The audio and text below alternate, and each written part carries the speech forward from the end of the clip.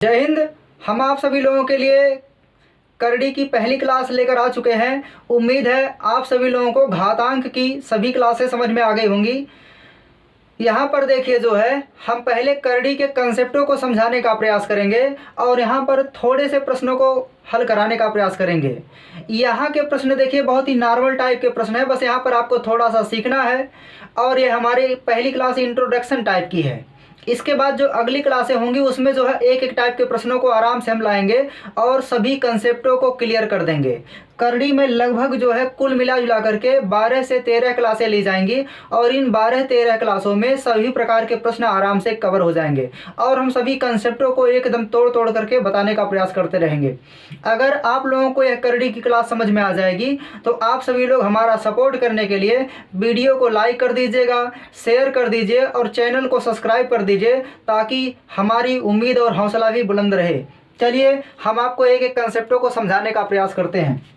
देखिए सबसे पहले तो आपको समझना है कि यहाँ पर देखिए करड़ी का मतलब क्या होता है और करड़ी से वैल्यू निकलते कैसे हैं। इन सभी कंसेप्टों को आप सीख जाएंगे तो कोई भी प्रश्न आपको फंसा नहीं सकता है। सबसे पहले देखिए जब आप संख्याओं के बारे में नंबर सिस्टम में पढ़ेंगे तो संख्याएं देखिए रियल में दो प्रकार की होती है, एक होता है वास्तविक संख्या, एक होता है काल्पनिक संख्या और दोनों को मिला देते हैं तो एक होता है सम्मिश्र संख्या या मिश्र संख्या होता है। तो काल्पनिक और जो है वास्तविक संख्या का जो मिश्रण होता है उसे कहते हैं मिश्र संख्या और मिश्र संख्या का जो स्वरूप होता है a+ib का रूप होता है, जिसको आप लोग इंटर की कक्षाओं में आराम से पढ़े होंगे।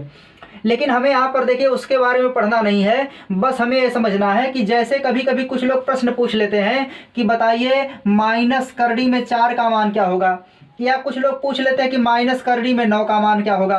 तो ध्यान से सुन लीजिए, एक ही लाइन आपको समझना है कि यदि किसी संख्या का वर्ग करने के बाद वह संख्या धनात्मक नहीं होती है तो ऐसी संख्या को काल्पनिक संख्या कहते हैं और ऐसी संख्या को हम हल नहीं कर सकते हैं। एक बार फिर से सुनिएगा, ऐसी संख्या जिनका वर्ग करने पर उनका मान धनात्मक नहीं प्राप्त होता है, ऐसी संख्या को हम हल नहीं कर सकते हैं और उनका मान हम ज्ञात नहीं कर सकते हैं।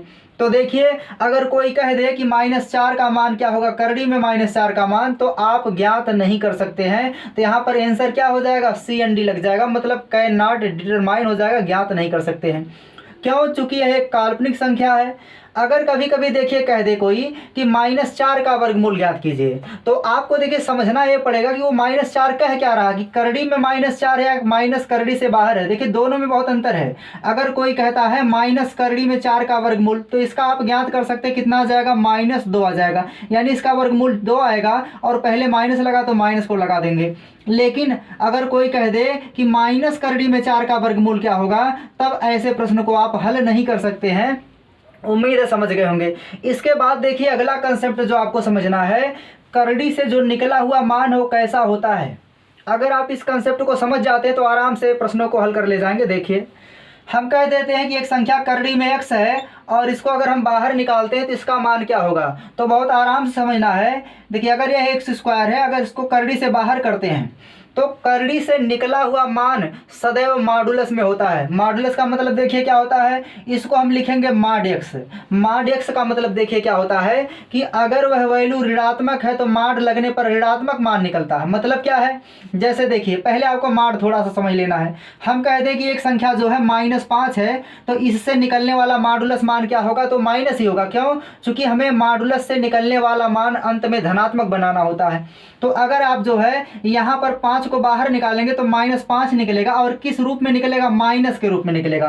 तो माइनस माइनस का गुणा क्या हो जाएगा, +5 हो जाएगा।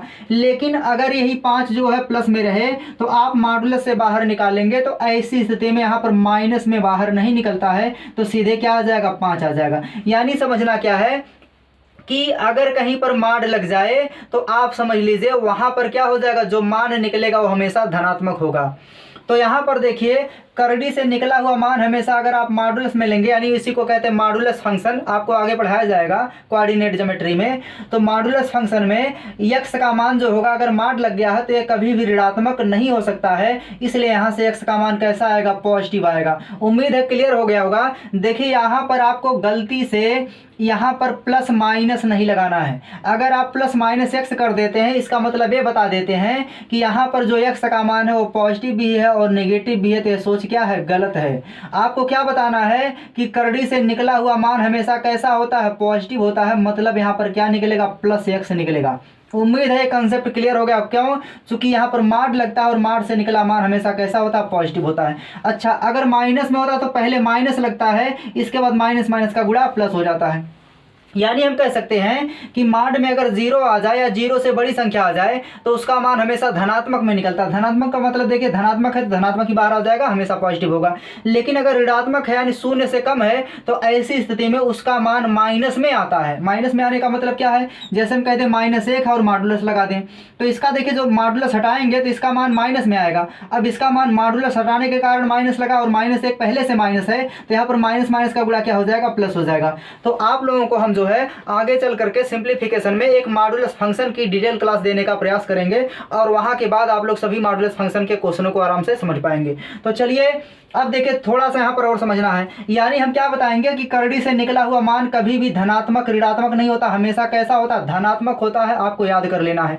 जैसे हम कह दें, जैसे देखिए हम कह दें कि बताइए करड़ी में 4 का वर्गमूल क्या होगा, तो आप यहाँ +-2 नहीं बताएंगे, हमेशा क्या बताएंगे, +2 बताएंगे। यह सही और यह क्या है, गलत है। उम्मीद है समझ गए होंगे।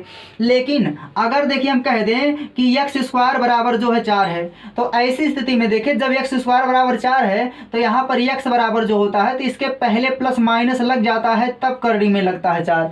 अब यहाँ पर देखिए मान निकाल लेंगे तो ऐसी स्थिति में मान किस में आता है, प्लस माइनस में। तो इसका आंसर कितना आ जाएगा, +-2 आ जाएगा। तो उम्मीद है दोनों में अंतर आपका क्लियर हो गया होगा कि अगर करड़ी पहले से दे दी जाए तो उससे निकलने वाला मान हमेशा कैसा होगा, धनात्मक होगा। लेकिन अगर ऐसी कंडीशन बन जाए कि x² बराबर 4 दे दे, x² बराबर 25 दे दे, तो ऐसी स्थिति में यहाँ पर मान धनात्मक और ऋणात्मक दोनों हो सकता है। तो उम्मीद है आपके कंसेप्ट करड़ी वाले क्लियर हो गए होंगे। इसके अलावा देखिए कुछ लोग ऐसे सोच लेते हैं, उनकी सोच के अनुसार देखिए कुछ हम एग्जाम्पलों को और देने का प्रयास करते हैं। जैसे देखिए हम एक संख्या ले लेते हैं, कितना, -3। अब जब आप -3 ले लेंगे तो कुछ लोग क्या करते हैं कि उसको जो उसका वर्ग करके करड़ी में रख दीजिए। क्योंकि आप जानते हैं जैसे देखिए 2 है या x है, इसको हम करड़ी में रखते हैं तो क्या करते हैं, x का वर्ग करके रख देते हैं तो मान समान आता है, मतलब x ही आएगा। तो अगर आप इसको ऐसे करके रखेंगे, बहुत आराम से समझना है। देखिए इस कंसेप्ट को हम अगर यहाँ पर -3 का वर्ग करके इसको करड़ी में रखेंगे तो ऐसी स्थिति में माइनस माइनस का गुणा क्या हो जाएगा, प्लस हो जाएगा। मतलब ये हो जाएगा ना, करड़ी में कितना, 3 का वर्ग। अब समझना क्या है, देखिए यहाँ पर करड़ी में 3 का वर्ग का मतलब क्या आ गया, 3 आ गया। तो क्या यह 3 -3 के बराबर आ रहा है, नहीं आ रहा है, इसलिए आप ऐसा नहीं कर सकते हैं। उम्मीद है यह कंसेप्ट भी आप समझ गए होंगे। अब चलिए हम करड़ी के एक एक नियमों को समझाने का प्रयास करते हैं और आज जो है 13 प्रश्नों को हल कराएंगे। इसके बाद देखिए जो भी कंसेप्ट समझाए जाएंगे आपको 0 लेवल से समझाए जाएंगे। अच्छा, यहाँ पर मॉडुलस में क्या होता है, जब आपको मॉडुलस फंक्शन पढ़ाएंगे तो वहाँ पर डिटेल बताने का प्रयास करेंगे। कोऑर्डिनेट ज्योमेट्री जो है जेईई आदि के लेवल के लिए पर्याप्त हो जाएगी। चलिए देखिए यहाँ पर देखिए मल्टीपल के लिए हम शॉर्टकट बनाने का प्रयास कर रहे हैं। देखिए अगर यहाँ पर करड़ी का आपस में क्या हो जाए, गुणा हो जाए और करड़ी का आर्डर क्या रहे, समान रहे। आर्डर का मतलब देखिए यहाँ पर भी अंडर रूट है, यहाँ पर भी अंडर रूट, यहाँ पर भी क्या अंडर रूट है। यानी अगर करड़ी का आर्डर समान हो और यहाँ पर गुणा कराया जाए तो ऐसी स्थिति में देखिए गुणा करने पर मान क्या होता है, तो ये हो जाएगा x गुणे y गुणे क्या हो जाएगा, z हो जाएगा और पूरे की क्या लग जाएगी, करड़ी लग जाएगी। यानी आपको फिर से सुनना है कि अगर करड़ी का आर्डर समान रहे और गुणा कराया जाता है तो आप सीधे क्या कर देंगे, संख्याओं में गुणा कर लेंगे और सबके ऊपर करड़ी लगा देंगे। यहाँ पर देखिए भाग देना है, तब क्या करेंगे, तो आप इसको कह सकते हैं कि यह करड़ी में x बटा क्या हो जाएगा, करड़ी में y हो जाएगा। अब देखिए यहाँ भी दोनों का आर्डर समान है तो आप कह सकते हैं x बटा y पूरे की करड़ी लग जाएगी। ऐसे ही देखिए यहाँ पर जो तीसरा प्रश्न दिया गया है, तीसरे प्रश्न को आपको समझना है। इसको आप लोग ध्यान से समझ लेंगे और नोट कर लेंगे। देखिए जो तीसरा प्रश्न दिया गया है, करड़ी में 10 बटा क्या दिया, करड़ी में 10 और भागे दिया है करड़ी में 2। तो इसको हम लिख सकते हैं 10 बटा 2 पूरे का करड़ी। क्यों, चूंकि यहाँ पर बता दिया अब गया आपको। तो यहाँ पर 10 में 2 से भाग देंगे तो 5 आएगा और यहाँ पर क्या लग जाएगी, करड़ी लग जाएगी। इसी तरह से देखिए जो चौथा प्रश्न है ये भी समझाने के लिए ही लिया गया है। तो यहाँ पर जब गुणा कराएंगे तो करड़ी का जब आर्डर समान है तो हम कह देंगे ये हो जाएगा पूरे की करड़ी लगेगी। यहाँ हो जाएगा 7 गुणे 2 गुणे कितना, 3 हो जाएगा। तो ठीक है, 3 दूना 6 और 6 से कितना हो जाएगा, 42। यानी इसका मान कितना आ जाएगा, करड़ी में 42। अच्छा, करड़ी में जो 42 का मान है, देखिए यहाँ पर करड़ी का मतलब होता है पावर 1/2। अगर यहाँ कुछ नहीं है तो आर्डर 1/2 का बनता है। तो आप इसको ऐसे भी लिख सकते हैं 42 की पावर 1/2। यानी देखिए अगर हम कहते हैं कि जो है एक करड़ी में एक समान है जो nवें आर्डर की करड़ी में रखा गया है, तो इसको जब आप बाहर निकालेंगे तो हो जाएगा x की पावर 1 बटा कितना n होता है। अब इसी तरह देखिए आगे कुछ दिया भी गया होगा प्रश्नों में, तो चौथे प्रश्न में आंसर कितना आ जाएगा, √42 आ जाएगा। अब देखिए पांचवा प्रश्न, पांचवें प्रश्न में देखिए क्या करना है, मानों को जोड़ना है। अब देखिए जुड़ेगा तभी जब करड़ी में लिखी गई संख्याएं क्या रहे, समान रहे और उनका आर्डर भी क्या रहे, समान रहे। जब आर्डर समान है तो आप इसको x मान लीजिए, तो हो जाएगा 8x, हो जाएगा 6x और हो जाएगा -11x। अब 8 से कितना होगा 14 और 14 में से 11 घटा दीजिए, देखिए प्लस है जुड़ जाएगा, 8 से 14 होगा, 14 में से 11 घटाएंगे तो कितना आ जाएगा 3, यानी इसका आंसर कितना आ जाएगा 3, करड़ी में 3 आ जाएगा। अब देखिए यहाँ पर जो भी हम नियमों को समझाने का प्रयास कर रहे थे कि यहाँ पर छठे प्रश्न में समझना क्या है, देखिए कंसेप्ट लिखा गया है कि अगर कोई संख्या करड़ी में x के रूप की हो और वहाँ पर जो करड़ी हो nवें आर्डर की है, तो ऐसी स्थिति में आप इसको लिख सकते हैं x की पावर कितना 1 बटा n हो जाएगा। इसको भी आपको नोट करके रखना है।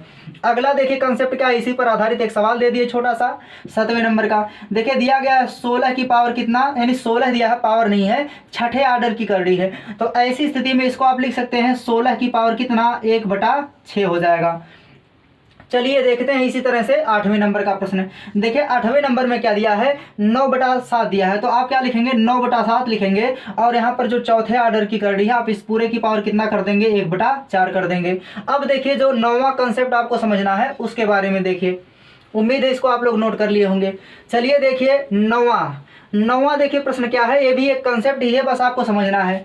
देखिए यहाँ पर जब ऐसे कंडीशन बन जाए तो आप क्या करा लेंगे, सीधे देखिए यहाँ पर दिया गया है m आर्डर की एक करड़ी है, फिर इसके अंदर n आर्डर की एक करड़ी है और अंदर क्या दिया गया x दिया गया। इसके बाद देखिए हम एक प्रश्न लिया है, इसको प्रूव करके अभी दिखाने का प्रयास करेंगे। तो ऐसी स्थिति में देखिए आप इसको सीधे लिख सकते हैं m गुणे n आर्डर की करड़ी बना करके, और यहाँ पर वैल्यू किसका निकालना है, x का। अब इसको आप ऐसे भी लिख सकते हैं x की पावर कितना 1 बटा mn लिख सकते हैं। तो उम्मीद है यह भी आप समझ गए होंगे। अगर समझ गए हैं तो चलिए पहले 10वें प्रश्न को हम बेसिक से बताते हैं, फिर शॉर्टकट लगाते हैं। देखिए दिया गया है 64 का क्या वर्गमूल है, फिर इसके बाद क्या निकालना है, वर्गमूल है, फिर इसके बाद जो मान प्राप्त होगा उसका घनमूल निकालना है। तो अगर आप कंसेप्ट से लगाएंगे तो हम सीधे कह देंगे 64 की पावर कितना 2 तिहाई 6।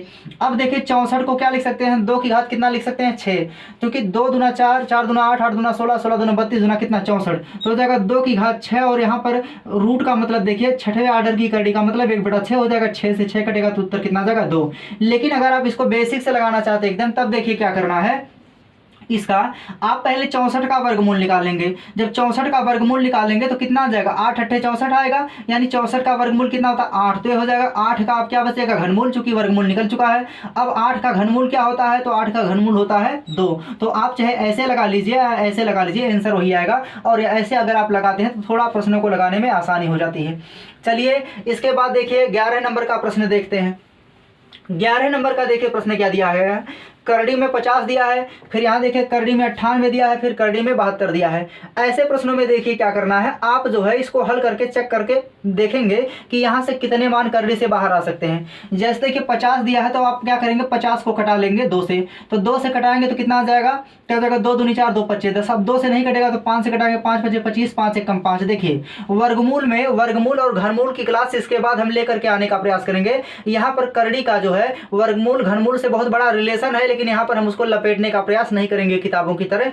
जो भी पढ़ाया जाएगा सब स्पष्ट रूप से अलग अलग पढ़ाया जाएगा। देखिए यहाँ पर 5 का जोड़ा बन गया, इसलिए वर्गमूल में जिसका जोड़ा बन जाता है वह करड़ी से बाहर आ जाता है। तो 11वें प्रश्न में देखिए क्या हो जाएगा, जब यहाँ पर 5 का जोड़ा बन गया तो 5 करड़ी से बाहर आ जाएगा, तो करड़ी में कौन बचेगा 2, प्लस का चिन्ह है। अब देखिए 98 को क्या लिख सकते हैं, तो 98 को अगर आप कटा लेंगे किससे 2 से, जब 2 से कटाएंगे तो 2 चौका 8, 2 देखिए 98, 2 9 18 हो जाएगा। फिर 7 से कटाएंगे 7 से 49, मतलब किसका जोड़ा बन गया 7 का।